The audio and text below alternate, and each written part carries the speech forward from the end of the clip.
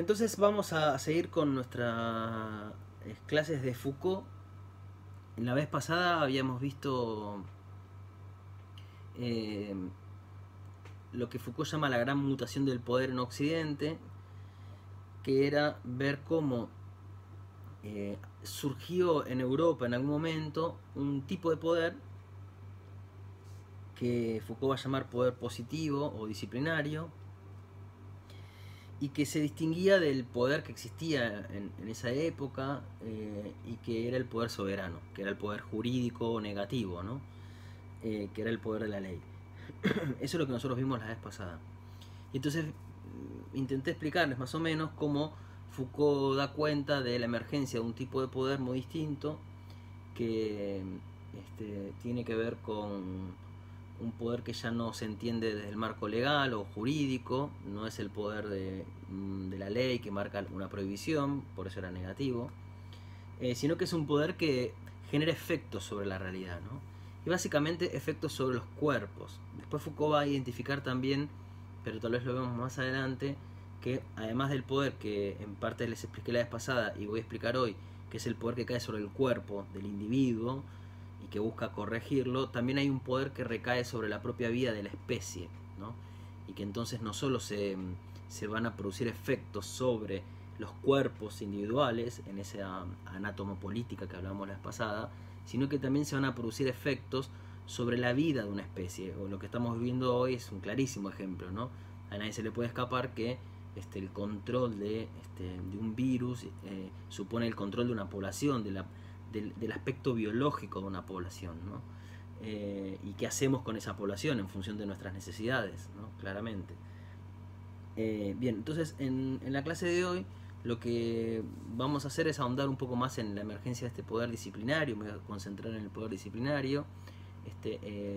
Vamos a hablar en esta primera parte de la relación sobre todo de este poder con la industria que nace fuertemente en el siglo XIX en Europa, con el capitalismo, y en relación con el tiempo.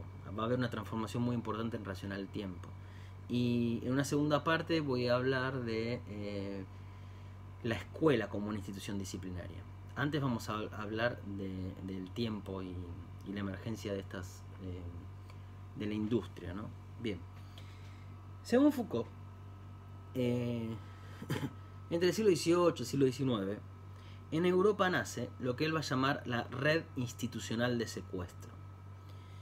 La red institucional de secuestro será un conjunto de instituciones,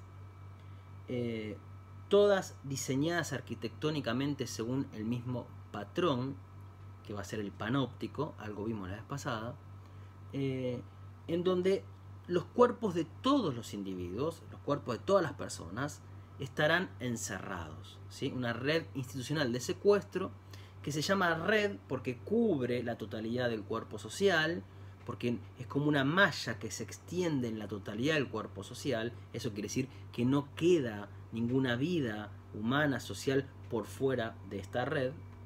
Y se llama instituciones de secuestro porque son instituciones de encierro y de fijación de los cuerpos. Alguno podría decir, secuestro. Bueno, es que en realidad es muy sencillo.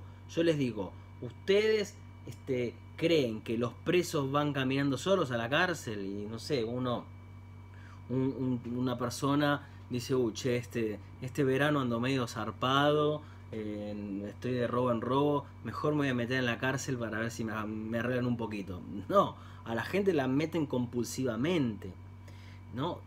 Contra su voluntad en estas instituciones, no solo en la cárcel.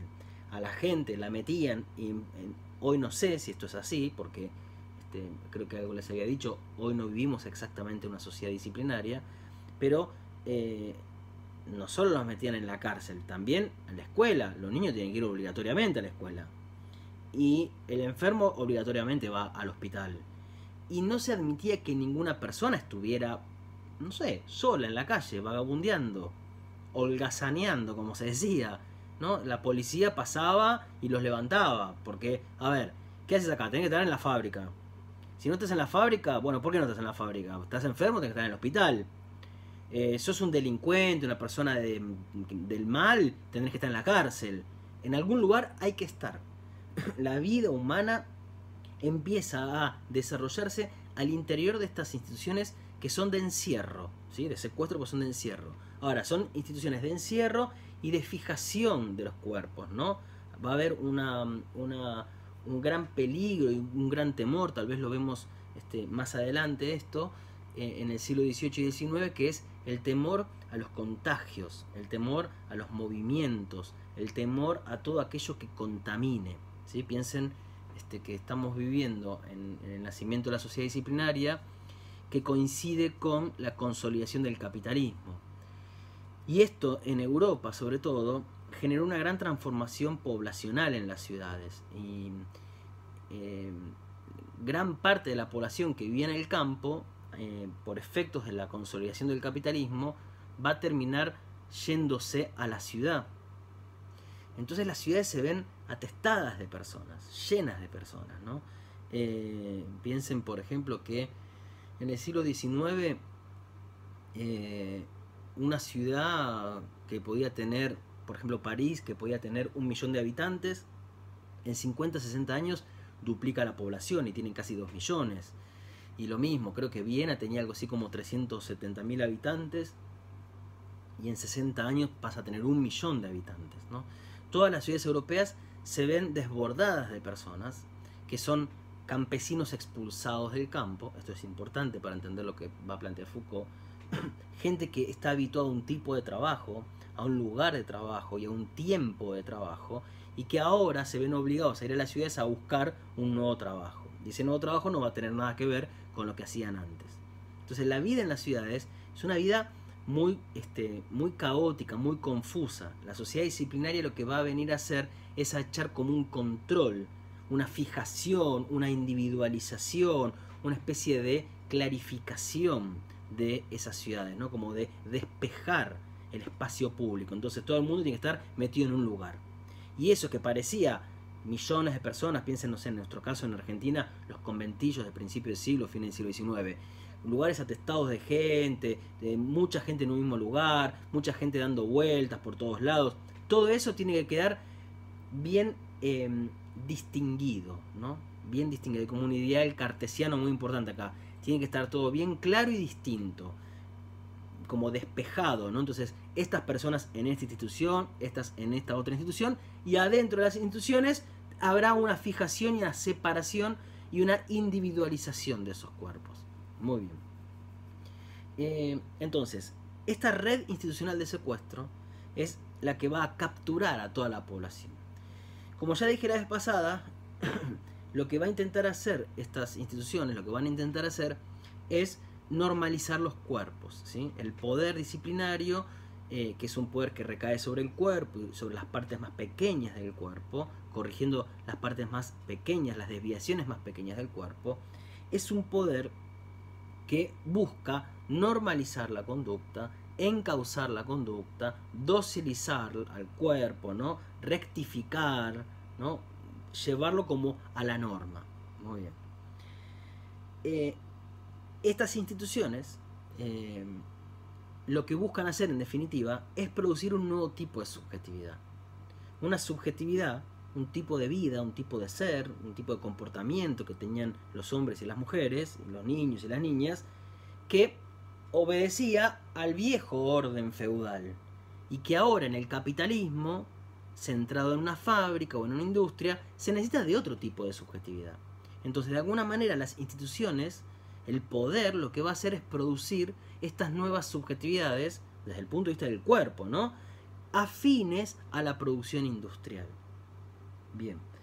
Claro, si yo pienso que esta sociedad disciplinaria está naciendo al mismo tiempo que se consolida el capitalismo entre el siglo XVIII y XIX, una de las cosas que cambian fuertemente en este nuevo poder es qué se hace con los cuerpos en relación al tiempo, ¿no? Y qué se hace con los cuerpos en relación al tiempo y su productividad, ¿no? Porque ahora los cuerpos son los motores de la industria, ¿no? Porque hay máquinas, pero las máquinas están movidas por cuerpos, por una energía física de los cuerpos, ¿no? Entonces, para eso van a ser la sociedad disciplinaria, ¿no?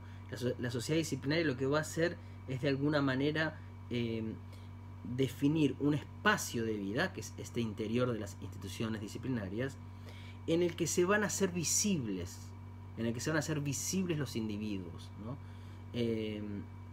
Bien, digo, como para resaltar cuáles son todas esas desviaciones, esas pequeñas desviaciones que harían que ese cuerpo no fuera tan eficiente en la producción. Muy bien. Entre otras cosas, uno de los grandes temas de esta época fue la relación entre el cuerpo, el tiempo y la producción. El cuerpo, el tiempo y la producción. ¿Por qué?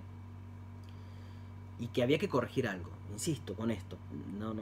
Perdonen que estoy metiendo muchos temas al mismo tiempo, pero recuerden, acá estamos en un momento en donde está cambiando el orden social mundial.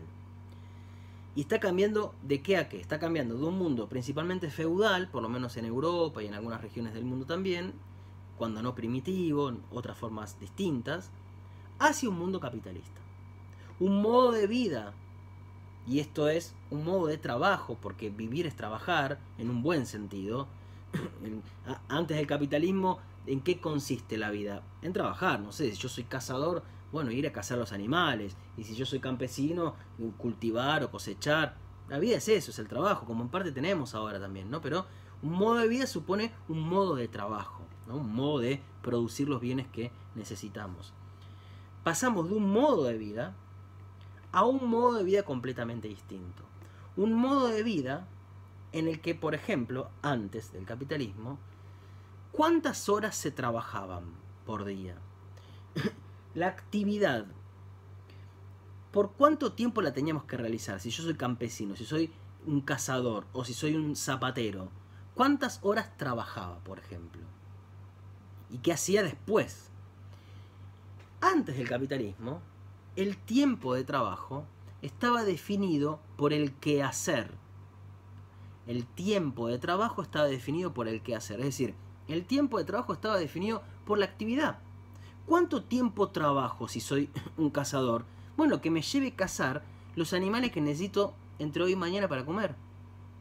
Y si tuve suerte en la casa y salí y rápidamente agarré a 3 monos y a un otro bicho más, ya está, me vuelvo. Y en 1 hora volví. Y si no tenía suerte, y capaz que estaba 4 horas cazando.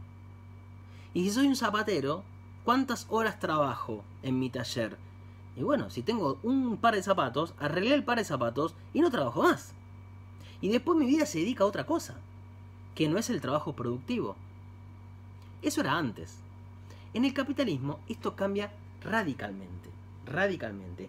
Y empieza como a consolidarse una visión que va a ser la visión o la mirada propia del mundo liberal, que es pensar que uno de los grandes problemas de nuestra sociedad es la vida ociosa. Es la vida ociosa, ¿no? Digo, nosotros vivimos en una época en donde ya aceptamos como un valor dado, como un valor que no cuestionamos y que lo pensamos casi como un valor natural, que es bueno trabajar y que es valiosa la actividad. Digo, en esta época, digo, para no ponerlo en el presente que sería más cuestionable, pero imagínense que nosotros viviéramos en, no sé, 1930, 1920 o 1890 y, no sé, alguna de ustedes chicas se fuera a casar, ¿no? Entonces llega a su casa con su prometido y le presenta a sus padres y le dice: papá, mamá, acá te presento a mi prometido. Sí, qué bien. ¿Y él a qué se dedica? No, él es vago. Nadie diría con orgullo de una persona que es vago o que no trabaja. Nosotros, nuestra cabeza, lo vive como algo, como un antivalor, como algo malo. Eso es algo que se ha inoculado en nuestra mente y en nuestro cuerpo por la sociedad capitalista. Entonces, el capitalismo nace en una época en donde la gente no estaba todo el día trabajando, en donde el tiempo de trabajo era lo que me llevaba a la actividad, y cuando terminaba la actividad no trabajaba más, y no tenía nada de malo eso. Y ahora empezamos a vivir una época en donde eso es terrible, no está buena la gente que no esté trabajando, sobre todo porque esa gente, si no está trabajando, después ¿a dónde está? Queda vagueando por ahí, por todos lados, y eso va a ser visto como peligroso. Eso va a ser visto como peligroso. ¿Por qué es visto como peligroso? Por muchas razones. Si vive en una ciudad, esa persona, como nos pasa hoy, puede ser el agente de contaminación de un montón de otros si está enferma, por ejemplo. Y entonces mañana en la fábrica no llega nadie. Y si esa persona, además de estar enferma con un virus, estaba enferma con el fantasma del comunismo, como decía Marx, en una semana tenemos a todo un edificio haciéndonos un piquete. Entonces, no está bueno que la gente ande suelta. No está bueno que la gente esté por fuera de esa red institucional de secuestro. Hay que tratar de evitar eso. Y una de las formas en que esto aparece fuertemente es como la lucha contra la vagancia, la lucha contra la persona ociosa que no está en una actividad productiva. Les quiero leer algunos fragmentos de testimonios de la época que son muy interesantes. Por ejemplo, un tipo en Inglaterra, ¿no? Dice que las clases más bajas de gente, decía, se encontraban totalmente degeneradas. Los pobres, los trabajadores, ¿no? Y dice, mire, tanta brutalidad e insolencia, tanto libertinaje y extravagancia, tanta ociosidad y religiosidad, maldecir y blasfemar y desprecio por toda regla y autoridad, ¿no? Un testigo que anda por ahí por la calle y ve y describe lo que son los pobres, ¿no? Y a los pobres los ve, entre otras cosas, como ociosos y en un mundo del libertinaje. ¿A qué se refiere? Un mundo inmoral, ¿no? Eso es propio de todos esos que están como por fuera todavía de las instituciones disciplinarias, ¿no? Son los inmorales. Y son inmorales porque están ociosos. No es bueno no trabajar. No es bueno no trabajar. Hay que hacer algo con esa gente. Ahí va a estar el encierro en las instituciones disciplinarias. Bien, después, también en Inglaterra, alrededor de mediados del siglo XIX, aparece como unas nuevas ordenanzas para tratar de hacer algo con toda esta gente que está llegando a las ciudades y tenemos que ver cómo trabajan, y que tiene distintas órdenes o mandatos, ¿no? Y entre esas órdenes hay una que dice lo mismo, miren: con el fin de que la pereza y la villanía sean detectadas y los justos y diligentes premiados, yo he creído prudente crear un control del tiempo hecho por un monitor. Un control del tiempo hecho por un monitor. Y ordeno, y por esta declaro que de 5 a 8 y de 7 a 10 son 15 horas, de las cuales se toma 1:30 para el desayuno, almuerzo, etc. Habrá, por tanto, 13 horas y media de servicio neto. Es decir, los funcionarios, los políticos, los propios empresarios o capitalistas empiezan a preocuparse por el rendimiento del cuerpo de la gente en el tiempo. En el tiempo. Hay algo que hacer en relación con el cuerpo y el tiempo en el nacimiento de la sociedad disciplinaria que estas instituciones van a resolver, que tiene que ver qué hacemos con el tiempo, que no está bueno que la gente esté ociosa. Esto no lo va a decir así Foucault. Foucault ya lo da por sentado porque es una cosa sabida. Ustedes todavía no lo saben, tenemos que ver primero a Marx, pero puedo adelantarles algo muy fácil de entender, que es, en el capitalismo, el tiempo de trabajo es igual a valor producido. Como si uno dijera, ¿el tiempo es dinero? Bueno, eso es recontra cierto, en el sentido que el valor que va a generar capital, que va a ser el único objetivo dentro del capitalismo, generar capital, el valor se produce a partir de las horas de trabajo, de un tiempo de trabajo. De un tiempo de trabajo que, como empiezan a ver en esos testimonios, ya no es más el tiempo de la actividad. No es que yo voy a trabajar la cantidad de horas que me lleve mi actividad. Voy a trabajar de 5 a 8 y de 7 a 10 voy a trabajar con un tiempo que, ¿cómo es? Es el tiempo abstracto del reloj. Es el tiempo abstracto del reloj. Bien, sigo leyéndole testimonios de la época, ¿eh? Dice, todas las mañanas a las 5 el vigilante debe tocar la campana para el comienzo del trabajo. A las 8 para el desayuno, media hora después para trabajar otra vez, a las 12 para el almuerzo, a la 1 para trabajar y a las 8 para dejar el trabajo y cerrar. Fíjense a qué les va a recordar estos horarios. Estos horarios que hay alguien que está controlando. Toca la campana, se levantan, toca la campana, desayuno, toca la campana, hace una cosa. Esos bloques de horarios son los bloques que después, lo vamos a ver algo en la clase siguiente, es la administración del tiempo de una escuela, por ejemplo. Nosotros podemos ver cómo la administración del tiempo de una escuela, a las 7:30 entro, de 8 a 8:40 tengo una materia, de 8:40 a 9:10 tengo otra, de 9:10 a 9:20 el recreo. Ese orden del tiempo surge del propio orden del tiempo que aparece en las fábricas, ¿sí? Y por eso también la escuela va a ser muy importante, porque la escuela va a reforzar en los niños ese hábito del tiempo abstracto que se necesita para las fábricas. Bien, les estoy leyendo unos pasajes de un libro de un historiador que se llama Thompson, acá, Costumbres en Común, ¿sí? Que él analiza en un capítulo la relación entre el tiempo, la disciplina y el capitalismo. Miren, un texto también del fin del siglo XVIII dice: si el haragán se mete las manos en el pecho en vez de aplicarlas al trabajo, si pasa el tiempo deambulando, debilita su constitución con la holgazanería y embota su espíritu en la indolencia. Miren, no labura, inmoral, ¿no? Se queda en la holgazanería, se convierte, se vuelve como indolente, que sería, en este caso la indolencia sería la inmoralidad, ¿no? No puede esperar más que la pobreza como recompensa, obviamente. La necesidad de levantarse, dice otro texto más adelante, la necesidad de levantarse temprano reduciría al pobre a la necesidad de marchar pronto a la cama y evitaría así el peligro de las diversiones de medianoche. Otra cosa importante, ¿no? Que parece una tontería, pero que fue muy importante en el capitalismo, que es ¿qué cosa?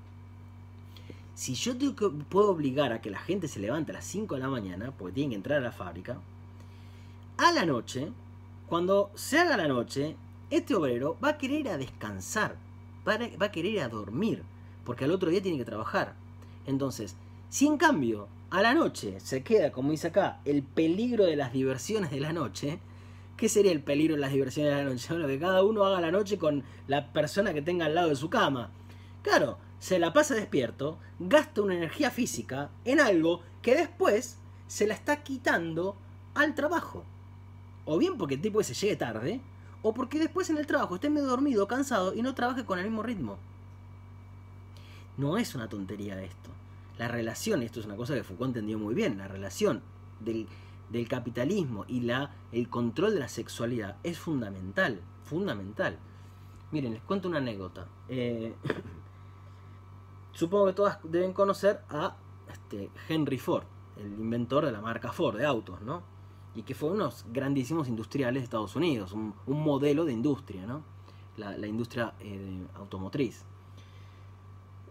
Ford, en las primeras décadas del siglo XX, cuando ya tenía en marcha su industria y había muchas industrias de autos, escribe un texto dirigido a sus colegas industriales en el que él les recomienda a sus colegas que alrededor de las fábricas abran tabernas para que el obrero, cuando sale del trabajo con su jornal, es decir, con la paga del día, se vaya, gaste esa paga en la taberna, se emborrache y llegue a su casa sin otra cosa en la cabeza que irse a dormir. Y entonces duerme toda la noche y al otro día vuelve con la energía recuperada. Esto lo dice Ford, no lo estoy inventando yo. Y uno dice, ¿cuál es la relación entre clase obrera y el alcohol? ¿Cuál es la relación entre el trabajador y el alcohol, ¿no? ¿Cuánto vemos de un trabajador que sale del trabajo y se emborracha? ¿Eso por qué es? ¿Es porque son inmorales, como dicen estos testigos que estoy leyendo? No, eso es una tecnología de control del cuerpo, por ejemplo. Inducir a la clase trabajadora al consumo de alcohol, que en una época estaba directamente asociado a la necesidad de irse a dormir y recuperar la energía, cuando se trabajaba muchísimas horas, ¿no? Mucho más de lo que se trabaja ahora. Bien. Las diversiones de la medianoche. Muy bien. Entonces, si nosotros sabemos que hay un problema con el tiempo y el trabajo, digamos, ¿cuál es? Que es que el obrero tiene que trabajar. Pero aparece otro problema más, que en la fábrica todos tenemos que trabajar al mismo tiempo, ¿no?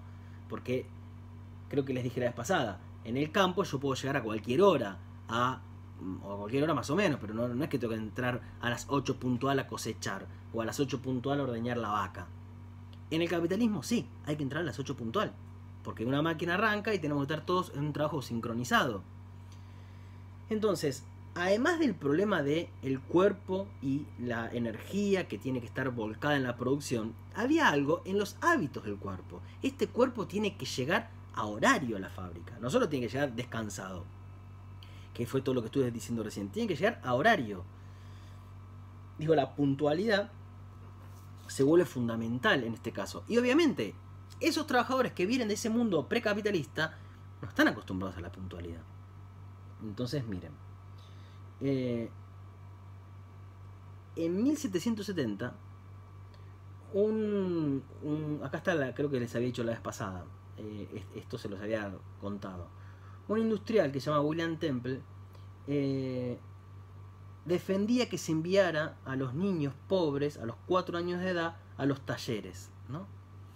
Lo que había generado cierto como malestar en ciertos industriales, porque eso suponía que entonces él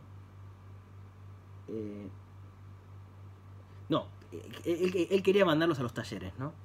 Y el Estado termina diciéndole a este William Temple que no hay que mandarlos a los talleres a los niños, sino que hay que mandarlos a la escuela.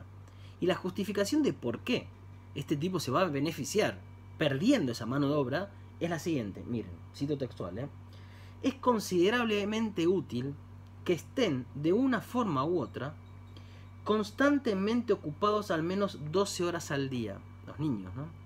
Se ganen la vida o no, ya que por estos medios, yendo a la escuela, esperamos que la generación próxima esté tan habituada al empleo constante que se convertirá a la larga en algo agradable y entretenido. Tremendo. Es decir, yo meto a un niño en la escuela y se la pasa 10 años entrando siempre a la misma hora, saliendo siempre a la misma hora, respetando esos tiempos que había hablado antes, a tal punto que después de grande, no solo que se habrá acostumbrado, sino que le va a resultar agradable y hasta entretenido.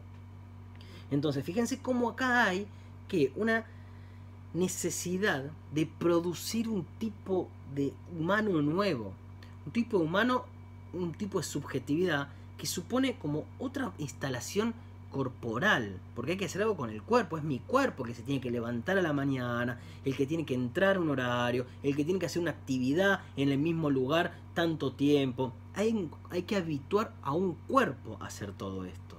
Y los cuerpos que aparecen en las ciudades en Europa en esta época no están habituados a eso.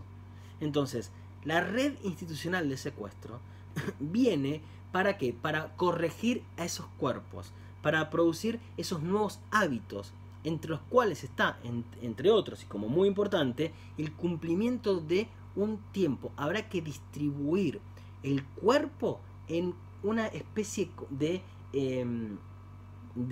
escala temporal, ¿no? De grilla temporal. De tal hora a tal hora desayunás. Y eso es un cuerpo que come a tal hora, no cualquiera, en este horario.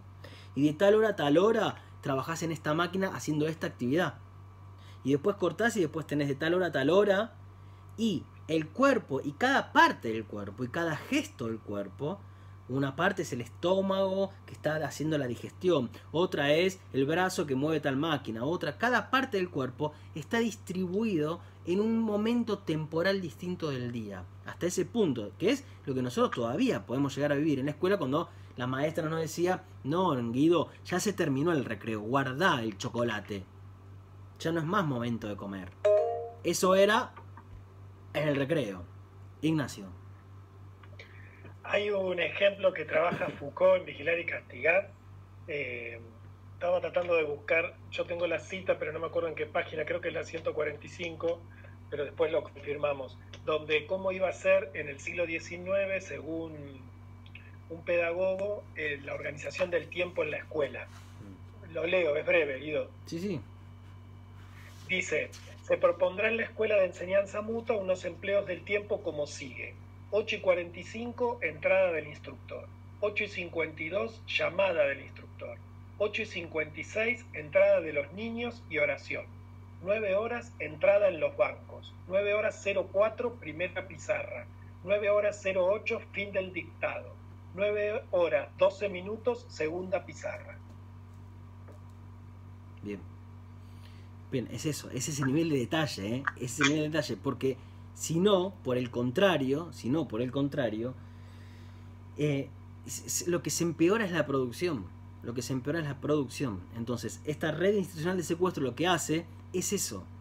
Y así como el cuerpo está todo repartido, ¿no? Está como todo fragmentado, partes del cuerpo están distribuidas en segmentos temporales distintos, también las distintas partes del cuerpo estarán distribuidas en distintos segmentos espaciales distintos.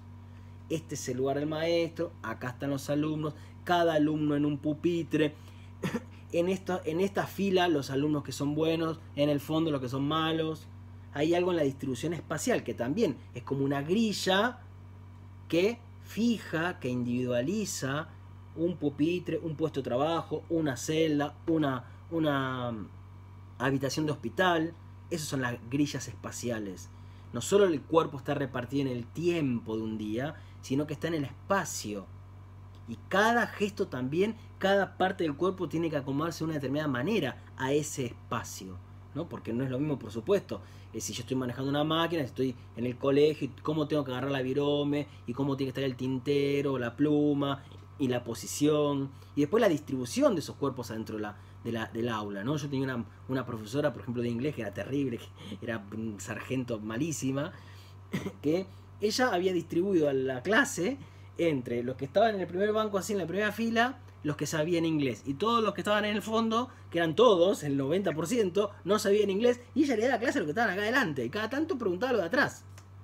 Eso es un ejercicio de poder, de distribución de los cuerpos. O la maestra que pone a la nena, traga al lado de la nena que es muy habladora, a ver si se compensan, o al revés, la separa. La distribución de los cuerpos en el espacio permite una mayor rectificación de todas esas conductas que necesitamos corregir, ¿sí? Recuerden que el objetivo del poder disciplinario es la corrección de las conductas, la rectificación. Entonces, a cada uno tendría que corregirle algo distinto. Acá está Pedro, que es inquieto. Acá está Juana, que habla mucho. Allá está Martín, que es desprolijo. Cada uno tiene algún despelote distinto. El otro que se sienta mal, y la maestra venía y me corregía cómo estaba sentado. Y uno dice, ¿y qué tiene que ver eso con aprender matemática? ¿Qué le importa si estoy sentado así? Si estoy sentado con la pata para arriba, si estoy aprendiendo bien. ¿A quién le importa si yo estoy peinado, con el guardapolvo limpio? Si estoy aprendiendo lo que es la fotosíntesis, no sé, en la primaria, ¿no? Bueno, habría que preguntarse, ¿quién dijo, por ejemplo, que en este caso la escuela nace para enseñar fotosíntesis o matemática? Porque la escuela no nació para eso. La escuela, como todas esas instituciones disciplinarias, nació para corregir conductas, para producir un tipo nuevo de subjetividad, fijando a los cuerpos en una grilla temporal y espacial que permite la mayor normalización, el mayor rédito en la normalización. Esto es como una primera parte que quería hablarles hoy en relación a la sociedad disciplinaria, esta red institucional de secuestro y sobre todo el tiempo. Después Nacho va a hablar más del espacio. Y en un rato, ahora yo les voy a hablar de algo vinculado con la escuela. Me voy a meter más profundamente en la escuela. Muy bien. ¿Alguna pregunta hasta acá?